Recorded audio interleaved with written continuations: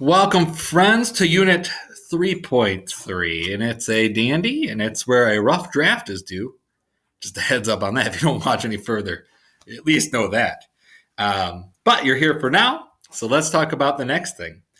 We have another one of these press book approaches to argumentative writing again.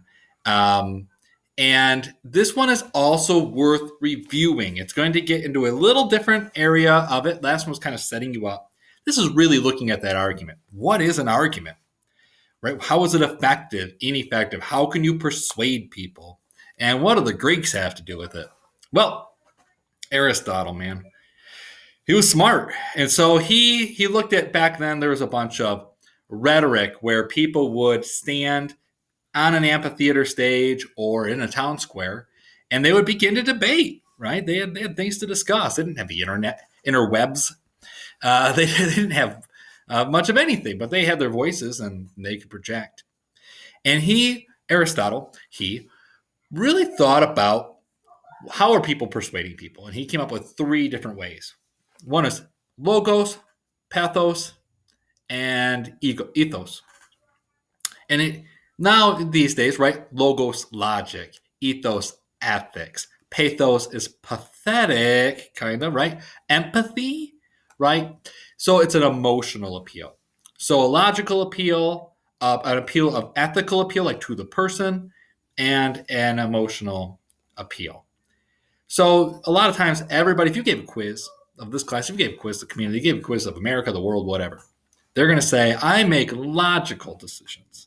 The answer is no, we don't. We don't make logical decisions. We found out from You Are Not So Smart that we think we make logical decisions, but they're really couched in a lot of vanity and emotion, right? in our peer groups. That's how we make decisions. And this recognizes that, and it wants you to think about that in context with your writing. How are you going to persuade your reader? And it really needs to be a little bit of each.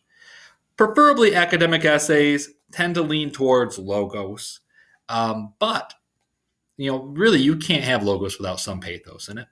And also, ethos is the sly dog of this whole thing. It's the trickster. It's the Loki of the writing argumentative essay. As a college writer, you have very little ethos. There's almost no, people don't trust the college writer to be professionals in any field, right? Or to be super knowledgeable. But your research, your articles that you pull, that's where your ethos is. You want to make sure that you have good resources, that you name your authors and your speakers when they're speaking, give them some credit for being a professional in their field or however, right, you want to acknowledge that. So that way, as your reader reads it, they see Dr. somebody says this, and then they can look that person up, or they can look up the article, or you could state maybe that they are the head of, Health and Human Services or something. All that gives more ethos to your essay. So things to take into consideration. Discussion board this week is going to be a lot of fun. You're going to be sorting through your stuff and really trying to make sense of it. And you're going to have your citations and your references and all that good stuff. For this one, you're going to explain what you've learned about your topic so far from beginning to end, as you understand it. Don't just copy your proposal. Don't do anything. This is you talking about, this is what I've learned. I went into it thinking I was going to learn this, and I did, or I didn't, or I kind of did, but I also learned this. So it's kind of a narrative of you as a writer researching. It's what we used to call